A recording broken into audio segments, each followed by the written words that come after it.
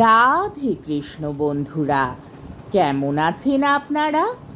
আশা করি সবাই ভালো আছেন। আজকে আবার একটা নতুন ভিডিও নিয়ে হাজির হয়ে গেছি। ভিডিওটি শেষ অবধি দেখার অনুরোধ রইল। আজকের গল্প তারাশঙ্কর বন্দ্যোপাধ্যায়ের অন্যতম শ্রেষ্ঠ উপন্যাস হাঁসুলি বাঁকের উপকথা। আজকে উপন্যাসে ৯৭ পর্ব। মঙ্গল নাই, মঙ্গল নাই, ঘাড় নেড়ে বললে বনোয়ারি। সঙ্গে সঙ্গে গোটা কাহারপাড়া ঘাড় নাড়লে, ঠিক বনোয়ারির মতো করে। মঙ্গল নাই আর। মাতলার ছেলেটা মরল, মুখে গ্যাজলা ভেঙে কালো ছেলেটাও কেমন কালচে হয়ে গিয়েছে।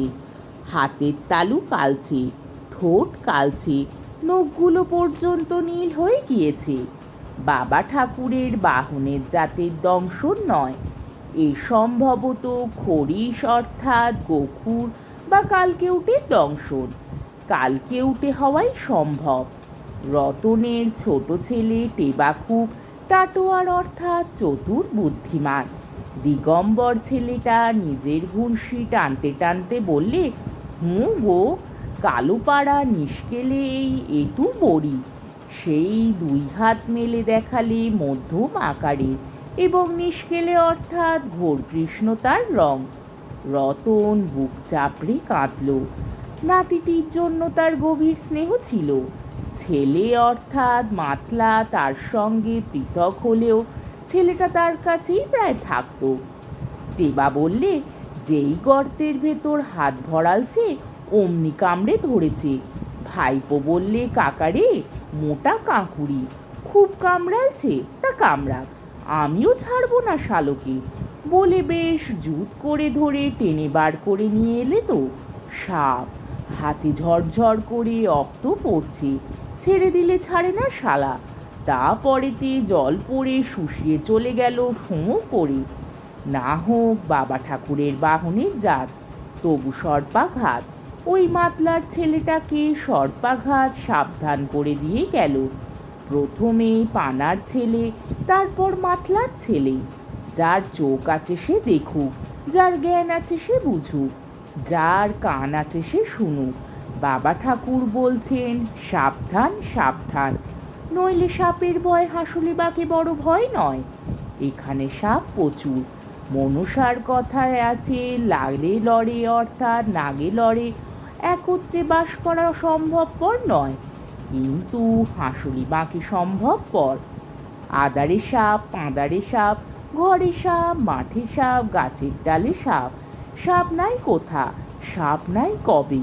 সুজাত বলে, হাঁসুলি বাঁকের পিতৃপুরুষ বলে গিয়েছে, উনি সর্বত্র আছে। মা বসুমাতাকে ওয়েছেন মাথায় করে। সুজাত পিসি বলে, ছেড়কাল ছেড়কাল আছেন ওরা। মা মনসার পল্লব ছড়িয়ে আছেন পৃথিবীময়। বনে বাদারে, ঘরে পাদারে, ঘাটে মাঠে, ঝোপে ঝাড়ে, জলে স্থলে সর্বত্র। লাগ আর লড়, ইনি ওকে এড়িয়ে চলেন, উনি ওকে এড়িয়ে চলেন। মাঝে মাঝে ছামু ছামু পড়ে, এ বলে গেলাম, ও বলে গেলাম।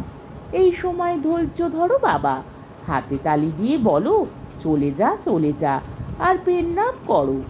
ওরা সামান্যিতে অনিষ্ট করেন না। মাথায় পা, লেজে পা দিলে তবে ওরা চন্নসূর্যিকে সাক্ষী এঁকে ছোবল মারবেন, আর মারেন কালের হুকুমে, বাবার হুকুমে, নইলে ওরা মন্দ লন। মানুষের উপকার করেন ইঁদুর ধরে, বাস্তু হয়ে কল্যাণ করেন ভিটে। খুব মিথ্যে কথা বলে না পিসি, নইলে মানুষ যত সাপ মারে, সাপ কি তত মানুষ মারে? মারে না। এই সেদিন নয়নের মা ঘাস কাটতে গিয়ে ঘাসের সঙ্গে একটা কালো সাপের বাচ্চার মুন্ডু কেটে নিয়েছে। একেই বলে নিকোন। ঘাসের মধ্যে মুখ লুকিয়ে নয়নের মা ঘাসের সঙ্গে মুঠো করে ঠিক ধরেছে মাথাটি। চারিদিকে ঘাস, মধ্যিখানে ছিল মাথাটি, তাই কামড়াতে পারে নাই। তারপর ঘ্যাঁস করে কাস্তে দিয়ে কেটে ঝুড়িতে ফেলেছে। তখন বেরিয়ে পড়ে কাটা মুন্ডুটা। তখনও সেটা কামড়াবার জন্য হাঁ করছিল। ওদিকে মুন্ডু কাটা ধরটা একে বেঁকে আছাড়ি পিছাড়ি খাচ্ছে। হতভাগী বলেই সে বেঁচেছে, নইলে মরলে সে খালাস পেত। কিন্তু তা হবে কেন? বনোয়ারি নিজের বাড়িতে তো একটা বুড়ো খরিস প্রায় কুটুম্বিতে পাঠিয়েছেন।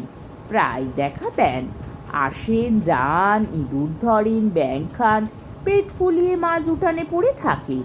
বনোয়ারি তাকে মারে না, মারবেও না, আবার নিজেও একটু সতর্ক হয়ে থাকে। গোপালী এবং সুবাসীদের সতর্ক করে দিয়েছে, হাতে তালি না দিয়ে যেন ঘরে না ঢোকে, বাইরে না বের হয়। হাতে তালি দাও তুমি, উনি সরে যাবেন। যদি এগে থাকেন তবে গুঙিয়ে সাড়া দেবেন, বলবেন সাবধান আমি এসেছি। কাহারদের এ শিক্ষা আছে, ধৈর্য তাদের অপরিসীম। বনোয়ারির ছেলেবেলায় পরমাট পৌরের বাবার ধৈর্যের গল্প এ চাকলায় সবাই জানে। বর্ষার সময় কোপাইয়ে হয়েছিল বড় বান, চারিদিক জলাম্পয় অর্থাৎ জলময়। পরমের বাপ শুয়েছিল ঘরের বারান্দায়। হঠাৎ মাঝরাত্রে ঘুম ভেঙে গেল কিসের ঠান্ডা পরশে, কিন্তু নড়ল না সে। প্রথমটা বুঝে নিলে কার পরশের ঠান্ডা এটা। যারা মরে গিয়ে বাবা ওর অর্থাৎ ভূত হয়েছেন, তাদের কেউ ঠান্ডা হাত দিয়ে তাকে ডাকছে না, লতা টতা কিছু। রাত্রে সাপের নাম করতে নাই, বলতে হয় লতা।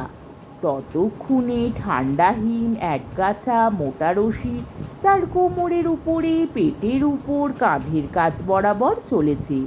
কাঠ হয়ে পড়ে রইল পরমের বাপ। আস্তে আস্তে তিনি চলে গেলেন পরমের বাপকে পার হয়ে। একবার পরমের বাপের একটা নিঃশ্বাস জোরে পড়েছিল, সঙ্গে সঙ্গে তিনি থমকে দাঁড়িয়েছিলেন। তারপর যেই বুঝলেন পরমের বাপ তার অনিষ্ট করতে চাইছে না, তখন আবার চলে গেলেন সরসর শব্দে পার হয়ে। বনোয়ারি নিজেই একবার দাঁড়িয়ে পড়ে মাছলা অর্থাৎ মাঝারি আকারের খরিসের ঠিক মাথার ওপর পা দিয়েছিল। সঙ্গে সঙ্গে সাপটা পাক দিয়ে জড়িয়ে ধরেছিল পায়ে। সে কি পাকের কষণ অর্থাৎ পেষণ। তবু বনোয়ারি মাথার উপর পায়ের চাপ আলগা করে নাই, আলগা করলেই কামড়াতো।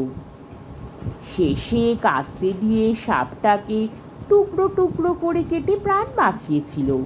সাপকে ভয় নাই, ভয় বাবা ঠাকুরের রোষকে আর কালের আদেশকে।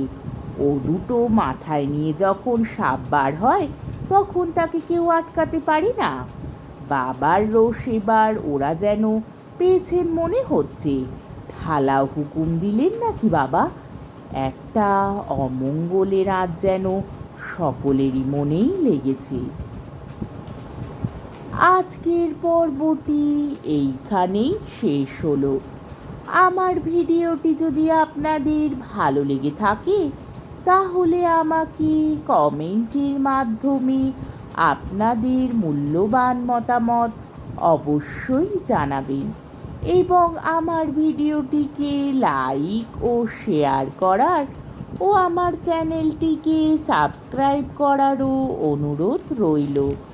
তাহলে আজকের ভিডিওটা এই অবধি। পরের দিন আবার এই উপন্যাসেরই ৯৮ পর্ব নিয়ে হাজির হয়ে যাব।